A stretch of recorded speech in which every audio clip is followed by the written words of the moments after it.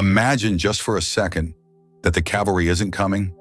Imagine that you are standing on the edge of a precipice, screaming for help, and the only response you get is the howling wind. There is no hand reaching down from the clouds. There is no sudden stroke of luck. There is no savior. Does that terrify you? It shouldn't. That silence is not a death sentence. It is a summons. It is a brutal, necessary wake-up call. The ancient masters of Stoicism understood a truth that we have forgotten. Your tranquility, your resilience, and your ultimate liberty do not descend from the heavens or from the charity of others. They are forged in the fires of radical self-responsibility. Marcus Aurelius sat upon the throne of the known world, yet his life was a tapestry of war, betrayal, and sickness.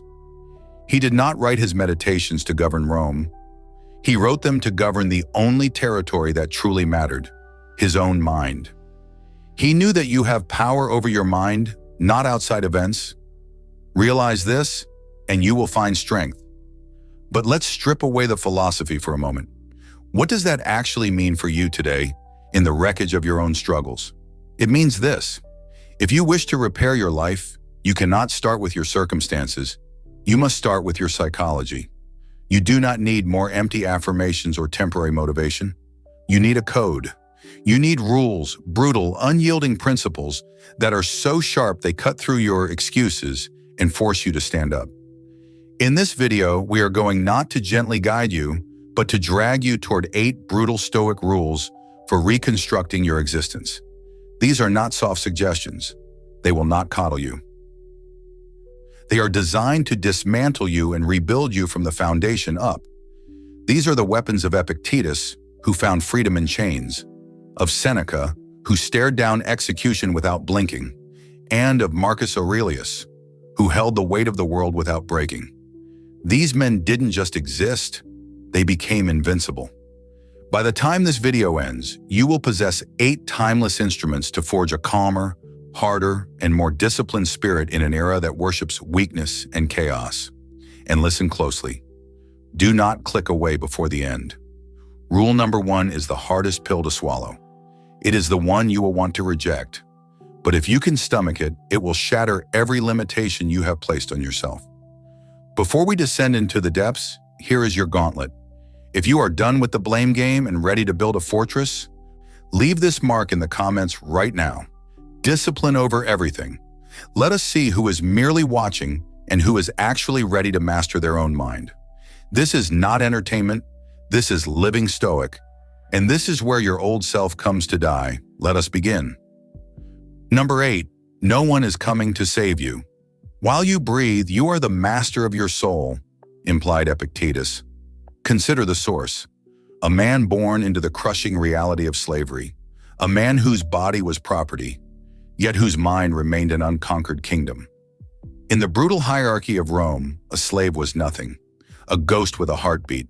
No rights, no horizon, no voice. Yet from that abyss of silence, Epictetus forged the sharpest weapon in the Stoic arsenal. You have to stop waiting. No mentor is going to knock on your door. No perfect partner is going to complete you. No sudden windfall is going to fix your debt. The universe does not owe you a rescue mission. And strangely, accepting this cold reality is the only thing that will set you free. Translate this to the modern day.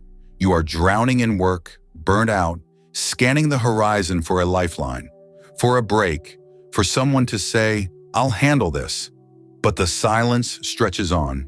The emails pile up. The world keeps spinning, indifferent to your exhaustion. That moment of isolation isn't a punishment from the gods. It is a revelation. It is a mirror reflecting who you truly are when the audience leaves the theater. Who are you when there is no applause, no validation, and no safety net? We live in an age that demands external salves for internal wounds. Therapy, validation, endless support networks. These have their place, but what happens when they fail? What happens when the only person standing in the rubble is you? You move, you stand, you take the weight upon your shoulders not because it is fair, but because it is the only road to liberation. Epictetus taught us that freedom is born the second you stop expecting life to be your caretaker. But here is the harsh truth. Most people cannot handle this level of reality. They want the comfort of the lie. They want to be told it will be okay without effort. If you are one of the few who refuses to be coddled, who demands the truth no matter how much it hurts, then you belong here. But if you are just passing through, seeking entertainment, this channel isn't for you. Subscribe to Living Stoic only if you are ready to stop being a victim. If you can't commit to that, you aren't ready for what comes next. So etch this into your consciousness. No one is coming, and that is your greatest advantage. When you truly accept that, you become sovereign. You are governed not by the roll of the dice, but by the iron of your will. Number 7. Control the inner battlefield. Marcus Aurelius ruled during a time that would break a lesser man. Borders collapsing, allies turning into vipers, a plague rotting his empire from the inside out. He commanded legions of soldiers, yet in his private journals, he didn't obsess over military tactics or political maneuvering. He wrote about the discipline of his own thoughts. "You must assemble your life action by action," he wrote, "and be satisfied if each one serves its purpose." For the emperor, the true war wasn't against the barbarians at the gate. It was the war against his own impulses. He knew that if he lost the battle within his own skull, no external victory could save him. Apply this to your reality. You wake up to a catastrophe. A project fails, a relationship fractures. The weight of duties you never asked for crushes your chest. That is the external world. It is, by nature, chaotic, unfair, and uncontrollable. You cannot bend the cosmos to your whims. But there is one fortress that cannot be breached unless you hand over the keys: your mind. This is the only battlefield that counts. If your thoughts are a riot of fear, reaction, and indiscipline, it does not matter how much money you hoard or how much status you accrue. You remain a slave to your own volatility. Look at the modern landscape. We see people disintegrating over a tweet, crumbling under the criticism of strangers, or business leaders whose empires dissolve because they panicked in a crisis. The difference between the fallen and the standing is never the event itself. It is the reaction. The Stoic refuses to surrender their sanity to the chaos. They do not waste energy trying to tame the ocean. They learn to sail the ship. You do not win at life by conquering the world. You win by conquering yourself. The storms will come. Betrayal is inevitable. Loss is guaranteed. But if your inner citadel is fortified, the waves will break against you, not upon you. You become the lighthouse in the hurricane, immovable, shining, necessary. This is not optional. Control the war inside or the world outside will devour you. Number 6. Comfort is the silent killer. Seneca was one of the wealthiest men in Rome. He had the ear of the emperor, estates, banquets, and power. He had every reason to be soft. Yet he was the one who sounded the alarm on the toxicity of ease. He wrote, "We are more often frightened than hurt, and we suffer more in imagination than in reality." These words expose the rot in the human condition. Our anxiety and our suffering are amplified not by the sharpness of the world, but by the softness of our skin. Comfort is a narcotic. It lulls you into a false sense of security, and that security breeds fragility. Seneca didn't just preach this, he practiced it. He would set aside days to live as a pauper, eating stale bread, wearing rough wool, sleeping on the floor. He had the gold to live like a god, yet he practiced poverty. Why? Because he knew that comfort breeds dependence, and dependence breeds fear. If your happiness requires air conditioning, fine wine, constant praise, and a soft mattress, you are a slave to fortune. A chain is still a chain, even if it is made of gold. Look around you. Society is engineered for comfort. Food delivered in minutes, entertainment on demand, distractions to numb every second of boredom. It feels like progress, but it is actually a cage. When ease becomes your baseline, difficulty becomes a trauma. The slightest friction, a little hunger, a little cold, a little rejection, feels like a catastrophe. People are breaking today not because life is harder, but because they have never been hardened. Imagine the man who has spent his life dodging discomfort. He takes the easy job, the easy route, the easy conversation. He avoids the cold. He avoids the truth. When the storm finally hits, and it always hits, he shatters like glass. He has no callus on his soul. The Stoic walks a different path. To the Stoic, adversity is the forge. The cold sharpens your focus. Hunger clarifies your gratitude. Solitude builds your spine. We do not seek pain because we are masochists. We seek it because we refuse to be afraid of it. Seneca lived in a palace but refused to let the palace own him. Remember this: comfort is pleasant, but it is the enemy of growth. Comfort feels safe, but it leaves you defenseless. If you worship comfort, you will eventually lose the will to survive. But if you train for the darkness cannot blind you. Number 5, your excuses are your chains. Epictetus, the man who walked with a limp from his days in slavery, understood the psychology of imprisonment better than any free man. He lived without agency over his body, yet he declared, "It is not things that disturb us, but our judgments about them."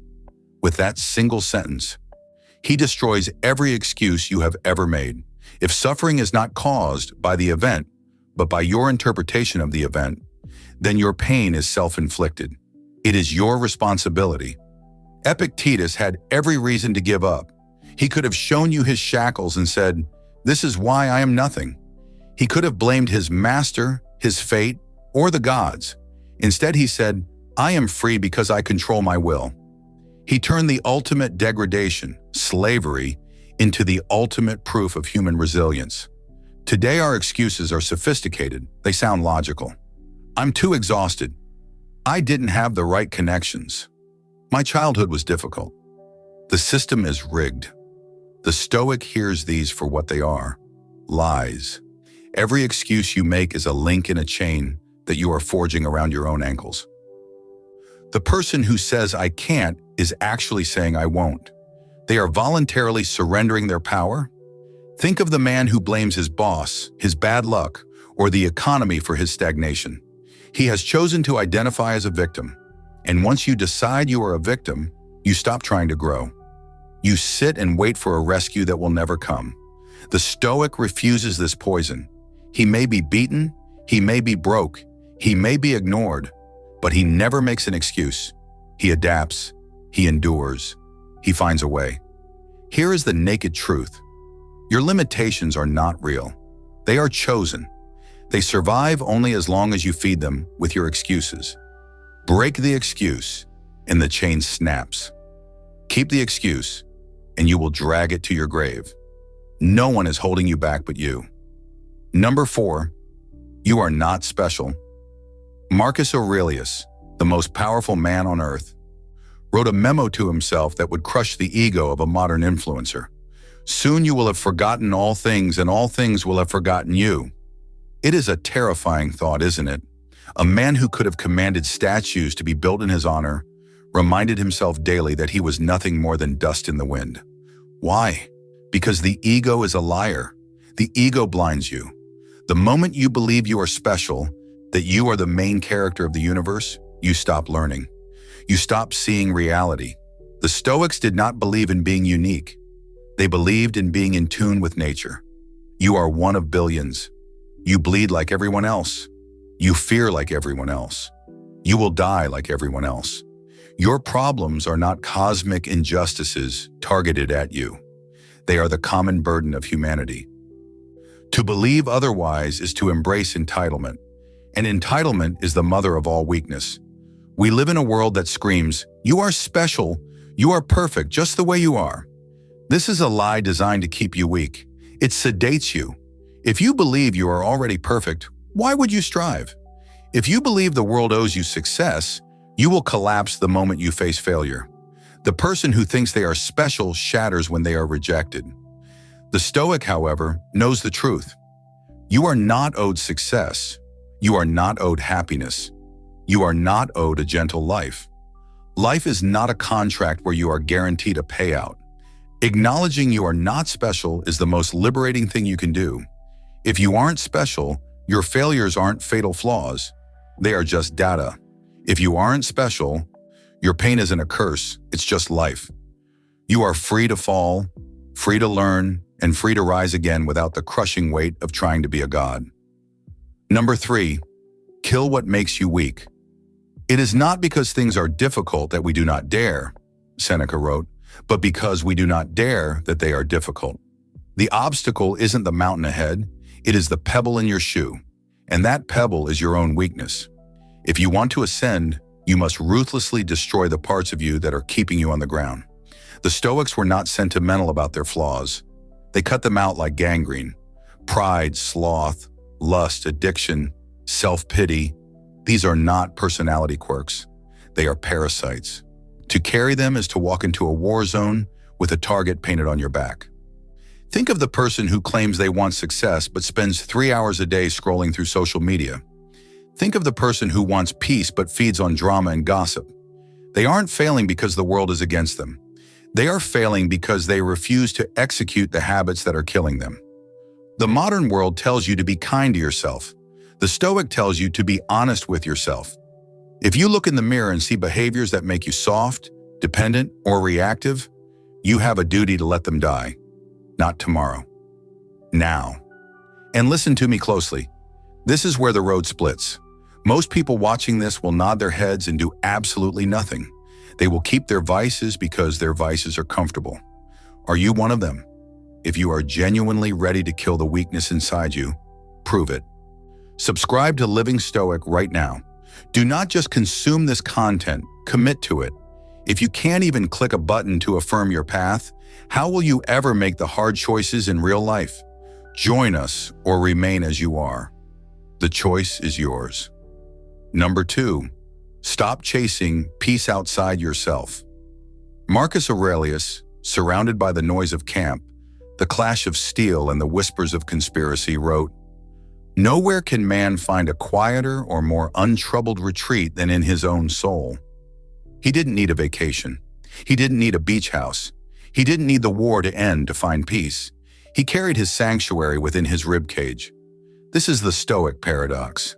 The more you chase peace in the external world, the further it runs from you. We are addicted to the idea that peace is a destination. We think, I'll be happy when I get the promotion. I'll be calm when the kids grow up. I'll be at peace when I have $1 million. This is a trap.